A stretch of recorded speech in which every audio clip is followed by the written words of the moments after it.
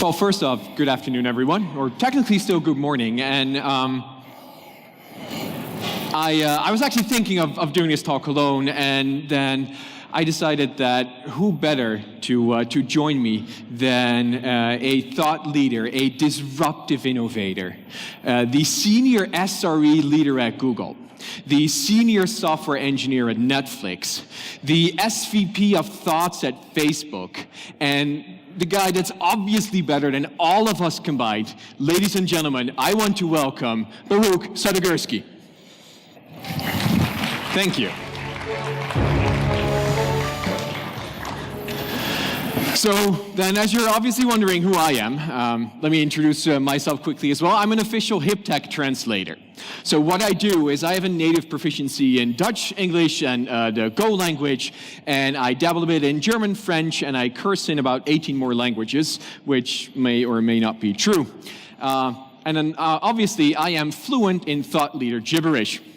So what we're going to do is I have asked Baruch to come up with some very innovative, very thought leader-ish comments for us today. So Baruch, thought leader away. Thank you very much, Leo. So I'm going to spill some wisdom on you as I'm on stage, you are not, so obviously I'm better than you just by that fact. So you will learn a lot today. Let's do it. Sounds good. The first wisdom is everybody's software must be releasable at absolutely any time. The time from your genius idea to the market, this is the key for your next startup success. So what he actually means by that is that whatever he comes up with has to go into production as soon as possible, preferably before he even thought about it.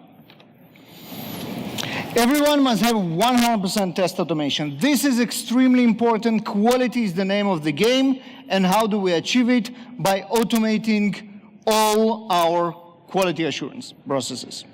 So that's an interesting one. I mean, we all have that app that is being used by like 5 people a day, and we update it maybe once every 6 months if we're all lucky. So let's spend the next 6 months making sure that everything is automated, because that makes total sense. We do continuous security well. You heard a lot today about DevSecOps and how you actually should do it, and that's the right way. You need to bake security on every stage of your pipeline. You need to make sure that everything you do is 100% secure and reliable. And while he's right, what he actually means to say is that we hired a guy just now to go around and validate all of our software, check all of the dependencies that we have, and then complain about the fact that there are so many gaping holes in there, and then obviously we fired him because he complained too much. Your greatest threat is an outage, not an employee. You need to make sure that you don't have 5 nines, you have 7 nines, 9 nines, 12 nines of uptime, and your services are never down, not even for a second. Good one. I like that. I mean, it sounds like a great marketing slogan, but what you're actually trying to say to your audience is that you want to spend the next 10, 12 months figuring out how to detect and prevent that 5-second outage, and obviously don't spend too much time figuring out why that drunk employee left their laptop with 5 billion passwords and social security numbers inside of a cab, because that is not a threat. You hire the best and trust them, right? That's fair. Okay, now the biggest problem we have with DevOps adoption are virtual machines. Basically, if you have Kubernetes, you have DevOps. If you have virtual machines, you don't have and cannot have DevOps.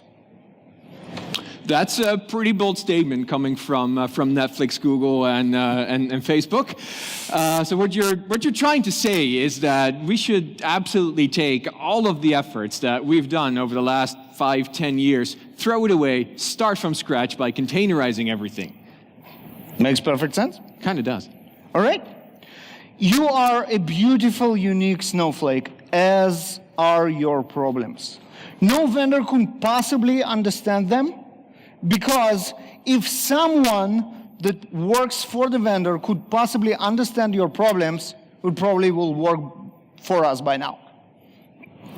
So you're right. I mean, vendors probably don't understand you, but the thing is, we all build software to help you solve your problems, and your problems might not be as unique as you think they are. The most important, you need to go for a talent. And the talent exists in one place only on this planet, and that's San Francisco. Which is obviously a very terrifying thing to say while we're standing here in Charlotte. And obviously thinking about the fact that literally every disaster movie that Hollywood has produced so far has a scene of San Francisco being destroyed by whatever monster, earthquake, or terrifying threat there is. Not to mention the fact that San Francisco is so incredibly expensive that, yeah, we should spend all of our money renting a top floor suite in the highest building that exists. So this is all from us. Thank you very much. Thank you. I hope you enjoyed our talk. They are not sure. That was a bit of... Yeah. Not really, obviously. But it was a good start. Yeah. So my name is Baruch. I'm a Chief Sticker Officer at JFrog. That's my real title. I do have a business card, and that's what makes it real. I also head of developer relations at JFrog. So JFrog does awesome T-shirts, as you can see. And I demonstrate the front. You can demonstrate the back. I'll demonstrate the back. Absolutely awesome. If you still didn't grab one, we have a table right out this door, so don't forget to stop by. We also do awesome software that we also talk about on our table. This is Leon, and he didn't lie. His name is Leon. Yeah, I decided that, the first time I'm going to be at DevOps Day Charlotte, I probably shouldn't lie about my name. That wouldn't be such a good idea. So I'm a developer advocate at JFrog, and I help to make developers better. Yeah, so as you already figured out, we are extremely entertaining guys, so you should follow us on Twitter right now. In case you are not sure and you need a couple of more slides, our Twitter handles are on the bottom of every slide, so you won't forget.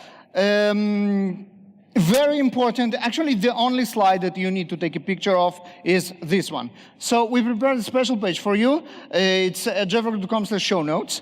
There is a dedicated landing page for this talk. The slides are already there. We are recording this talk and the video will be out by tomorrow if I didn't screw up with the AV. All the links, everything we're going to talk about is already there. Comments, rating, you can rave how great we are right there. And a raffle just to thank you for coming here and sitting here with us. So I don't see Corey. Is Corey here? No. Okay, so I wanted to thank him. He's not here. Screw this guy. All right. So what you saw, our little play, is obviously exaggerated, but I think you can a little bit relate to that when you go to conferences and you see all those wonderful people from those wonderful unicorns speak about their great technology. It's kind of itching. Is it really that way? Should we do what they do? How horrible is it what we are doing comparing to them? And to understand this phenomena, we need to go back in time. Before we do that, can I ask the audience a question? How many of you have been to a tech conference like this and walked away thinking, this is such awesome technology, I totally need this tomorrow? I'll be honest, definitely me. Okay, good. Yep. So the vast majority. That's nice. Yep. And to understand this phenomenon, how we got here, we need to go back in time almost 100 years to the late 30s, the early 40s of the 20th century, to the Pacific Ocean. There are a lot of islands there, small ones. People are living on those islands. 100 years ago, they weren't really advanced, and they were living their lives, and then some strange things started happening. Anyone? What strange things started happening? Yeah, no, I already gave it away. Okay. Yeah. Never mind.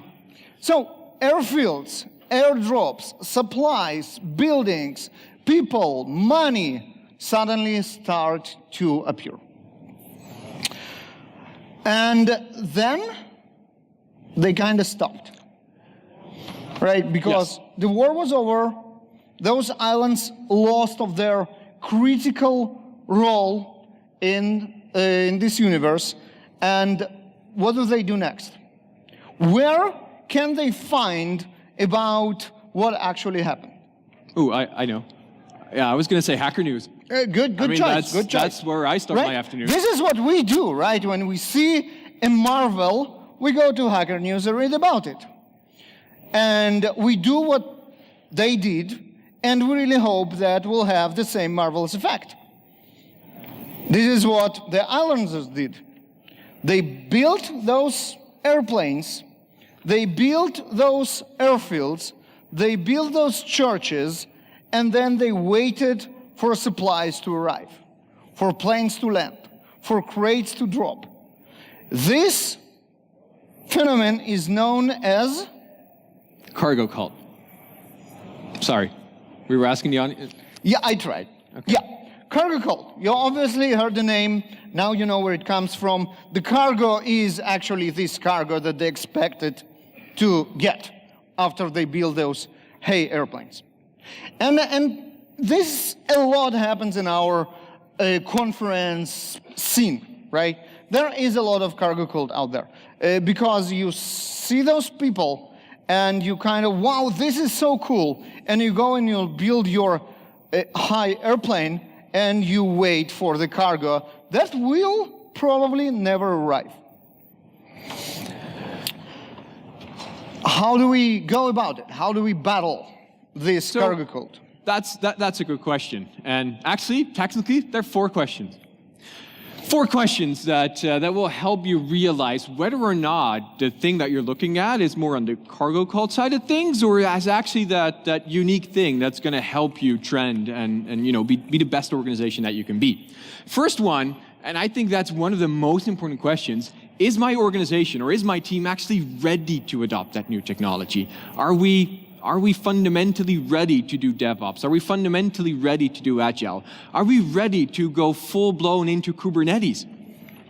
The second question is it even a good tech, right? So there is someone on stage praised about some framework that they wrote, and they claim that it's amazing. They have those shiny slides. Is it really amazing? Or it's some niche technology that they just invented, no one ever uses it, and it sucks? Could be. So third question is, what do I gain from adopting this technology? I mean, as we spoke about in the beginning, there's a lot of stuff that you might not have to do, simply because the gains that you would come from adopting it aren't going to propel you forward. And you know what? Even if you gain from that technologically, your uptime improved from 5 nines to 6 nines. Your time from idea to release moved from 1 hour to half an hour. Is it even beneficial for the business, the investment that you are going to put into this, adopting this technology? Is it really, obviously, you know what, maybe containers have a smaller footprint than virtual machines. Is it really relevant to my company, business-wise, to do this transition now? Will we be able to return our investment? Now, the problem with the bottom 2 questions is that they are extremely context sensitive, right? It depends on your technology that you are using today, and it depends on, obviously, your business and your position in the market, your windows of opportunity, and what's not. But the first 2 we can actually talk about. So let's go and try to talk about how we go about answering the first 2 questions. So is my organization or team, is it ready to adopt new technology? And obviously, in order to fundamentally assess that, there is a specific tool, and that tool is called a maturity model. So Martin Fowler, I think, has one of the best, hands down probably, the best definition of what a maturity model is. A maturity model is a tool that helps people assess their current effectiveness, right, of a person or a group. Whoa, that was very loud. That was loud. Yeah, that was also loud. Can we kill the sound from, I guess that helped. When you do that to the AV guys, it helps. All right. And basically, yeah, assess the effectiveness and kind of where you are. Now, the problem with maturity models, people hate them.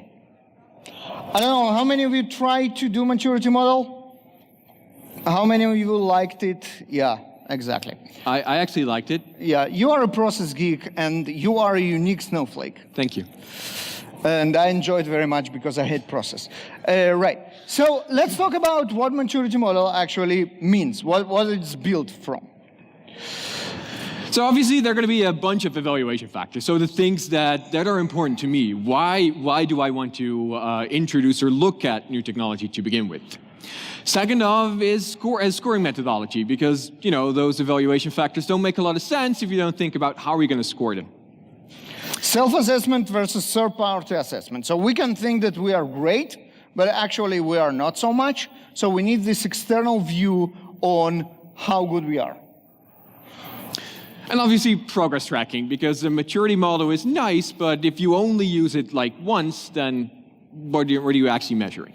And maybe the most important out there is visualization. That's critical because we want to visualize our process, not only for us, but for everybody else. And if you have like Excel of 2,000 lines, that's probably the information is out there, but no one probably is going to ever look at it. If you have a nice graph, that's something else. So now we're going to show you a very innovative, very complicated, and very groundbreaking tool for building maturity models. Right? All our examples are done in this tool, and I'm not sure how many of you are ready to adopt it. It's called Microsoft Excel. Everything is Microsoft Excel. This is a top-level view. We have two dots on it. First of all, we have two axes. We have the tools and process. That's kind of the combination of what we need like for DevOps stuff. And then we have dots. First of all, initial. Initial is red. We are like pretty good at tools, pretty good on process. We are not completely awesome, but not bad at all. And then there is one updated, which is kind of, you are not as good as you think. Where this updated comes from? So that is obviously talking to other teams. I mean, other people within your organization. If you do an assessment, then everyone who's ever done an assessment of themselves, including me, I have to admit that, will always score themselves better than they actually are.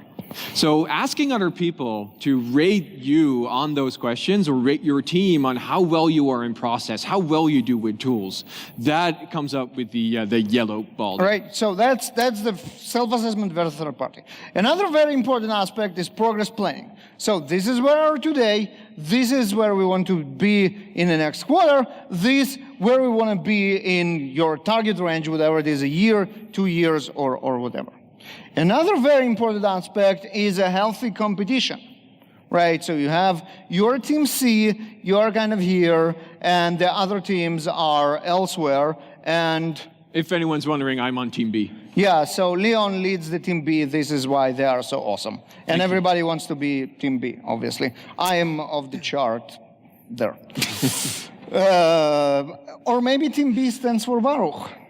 Yeah, I assume you were going to say that. All right. So let's see how those dots appear. Obviously, we are not like, putting pins on a whiteboard. There is some scoring methodology that ends up in those dots.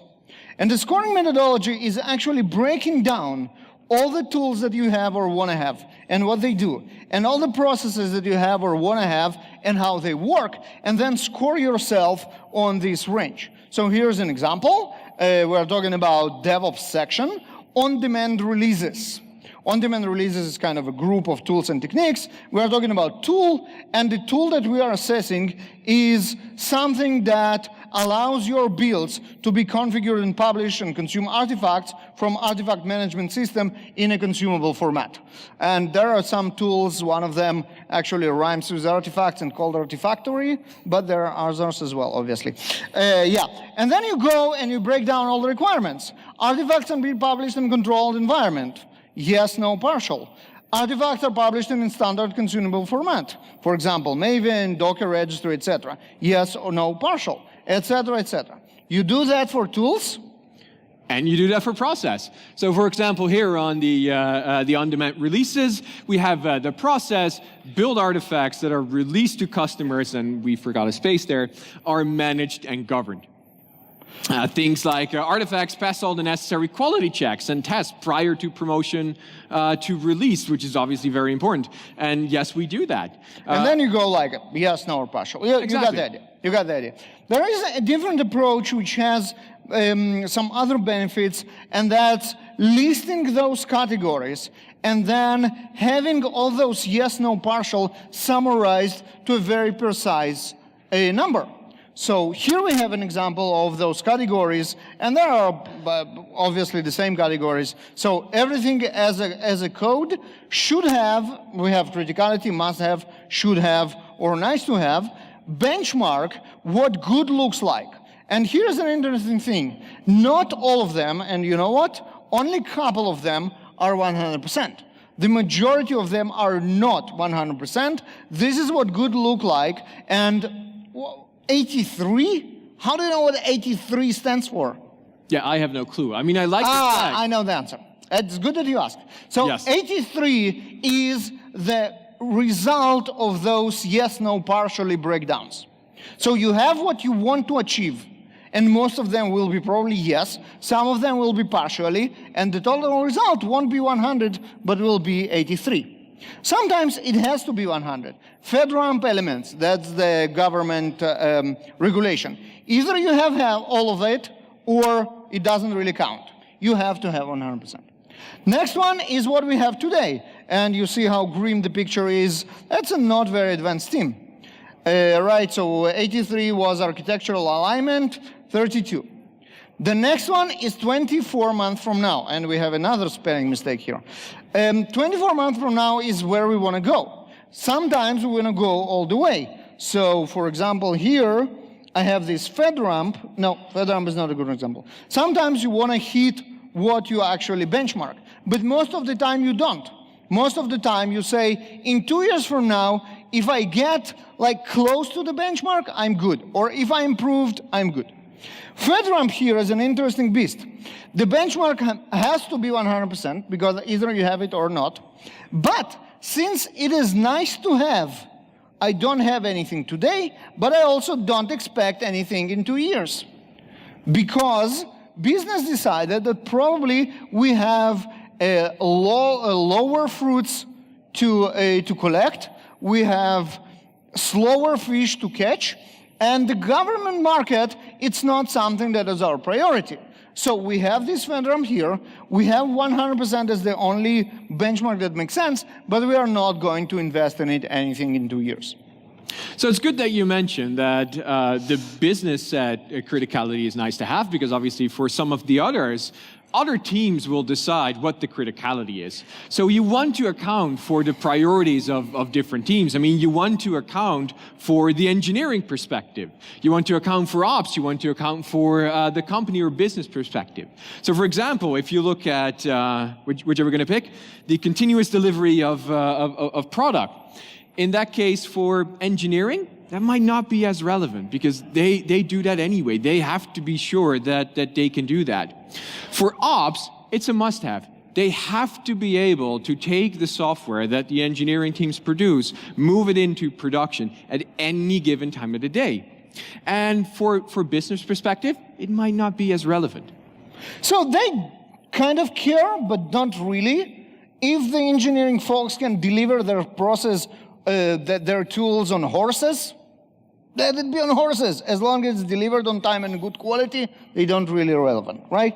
And then you do the combination of all three of them, and you come with this conclusion of the criticality. Model definition is very important. How do we grade this yes, no, partial? And here we do a breakdown of very detailed what differentiating means through the roof, what complete means, what partial, most, partial, much, partial, some, or no support means. And then we know how out of those 1, 2, 3, 4, 5, 6 grades actually come up with the number of where we stand today and where we should actually move. Right, and we want to finish this section with a couple of do's and don'ts. This is very important. Leon, green is good, red is bad. Yellow is okay-ish. Okay. Don't use other colors. Okay. Don't do Jenkins. Don't. I'll try. Anyone got the joke? The blue balls were kind of nice, though. Yeah, no, not really. Okay. Involve your teams in model definition. This, what we want to measure and what good looks like, the engineers on the team have to say what it is. And obviously the rest, the business and everything, but also the teams. Yep. So let teams self-assess first. I mean, give your teams the chance to figure out where they think they stand, and then assess together. So help each other, figure out where the blind spots are, figure out how you can help the rest of your organization assess themselves as well. Remember the B team that stands for Baruch? You should start with them, because they are the most successful, and their position up there on the top right corner will actually generate the friction and the activation energy that you need to put everything in motion. So remember, that's probably the most important thing, maybe apart from the primary colors. But remember that being at 100% is not the goal of a model. I mean, it has to be a stretch goal, but it isn't the goal to get everything to 100%, because it might not even matter to get 100% everywhere. Right? And the other thing, the model should evolve from time to time. Your priorities change, the technology changes, process changes, and you need to incorporate that in the model, right? So for example, stuff like DevOps that happened 5 years ago probably affected maturity model of a lot of people by introducing different processes and different tools and everything else. The most important outcome of this part, I would say, is to remember that maturity model is a process. If you are someone on level 2, you cannot jump to level 5. You need to go to level 3, and then to level 4, and only that you can dream of level 5. That goes back to the cargo code. Cargo code is being on level 2, coming to a conference, hearing from someone of level 5, and saying, well, I'll go and implement it this Monday morning. Not going to happen. That's a recipe for disaster. So second question that we want to talk about is it even good technology? I mean, is it good when some company stands here on stage and talks about the framework, the technology, the language that they've built? Is it good for you? And there are a number of ways to learn about the technology. The first, and I think the most popular and most straightforward, is check what the analysts say. And there are a lot of them. There are Forrester, Gartner, IHC, IDC, tons of them. Some of them more respectable, the other are not. I guess one of the kind of the standards de facto in our world of going around about technology is obviously the Gartner Magic Quadrant, right? And then you go from, okay, we have ability to execute and completeness of vision. Basically, do they have money? Do they have good ideas? And obviously, companies with money and good ideas are here. Companies with only money but no good ideas are here. Companies with ideas and no money are here. And this is what they call the niche players, basically shitty tech. And no money. And no money and shitty tech and no ideas. Gee, that's a populated quadrant here. It kind of is. The others have other means to express the same, and it only differs from the Magic Quadrant to the level that they cannot be sued for plagiarizing the Magic Quadrant. So this is a Forrester wave. It's absolutely the same, just looks different. From current offering from weak to strong, that means do they have money by selling what they have? And strategy from weak to strong, it means do they have the good ideas for the future? And the shitty tech is where it should be. That's probably true. Another way to go around it is the Gartner Hype Cycle. Gartner Hype Cycle actually is a true cycle for the majority of the technologies. We start here, up. Oh, there wasn't. Yeah, sorry. We start here with the technology trigger, and then everybody are, oh, this is so great, Docker. And they're like, oh, they require root for everything. And then they're like, well, we can actually use it if we use it right? That's the curve. Which kind of happens every time we go to conferences. We all start with the technology trigger thinking, oh my God, this is awesome. I totally need this. Then on Monday morning, we start implementing. And then by Tuesday or Friday, we figure out this is the most terrible technology I've ever seen in my life. Then we practice a bit more, get a few updates of the tech itself. And then we end up somewhere that we're thinking, hey, this might actually be a useful technology to solve our problem. So that was a hype circle in a week, basically. Now, the problem with those guys is that they are all pay to play, right? You need to be a Gartner customer to even be considered for the quadrant. They eventually can put you in the corner but you don't want to be, but until you pay, you won't even be on the quadrant. So you didn't see Artifactory there. We are not customers of Gartner. They don't know about us. You don't know about us. Is it true? Not so much. There are other sources which are neutral and respectable. One of them, I think the most important, is ThoughtWorks Technology Radar. Any ThoughtWorks people in the crowd? Oh, yes, we have one. Oh, no. All right, almost. They usually are in DevOps Day, so we expected to meet them here, but they're not here. This is amazing, right? Because here they rate technology by their consultants with their experience, and what they have is, no, you don't see it. Is not showing up. And we don't have time. Basically, go there. There are 4 different aspects, techniques, tools, platforms, and frameworks. For each and every one of them, they have a, what does it call it?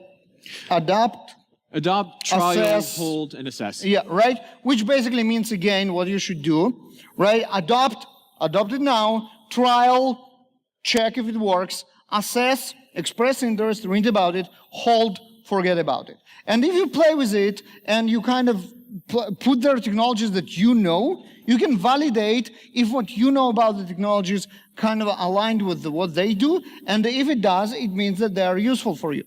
And just to recap, again, the 4 questions, this is how you battle your cargo code. Is my organization ready to adopt a new tech? Maturity models. Is it even a good tech? Do some Googling, use analytics cautiously, use technology radar. So what do I gain from adopting this technology? Is it going to solve my problem? Am I going to be better as a company by using the technology? And last but certainly not least, is the technology good? Is it a good solution to the problem I have? Am I that unique snowflake that may or may not have to use, should use that technology? And with that, thank you very much. Just to remind you, the show notes, JFrog.com is the show notes. I'm Baruch on Twitter. This is Leon Stigter on Twitter. This is DevOps Day, Charlotte, in case you forgot. And Corey is not here, so we don't have to do that. Yeah.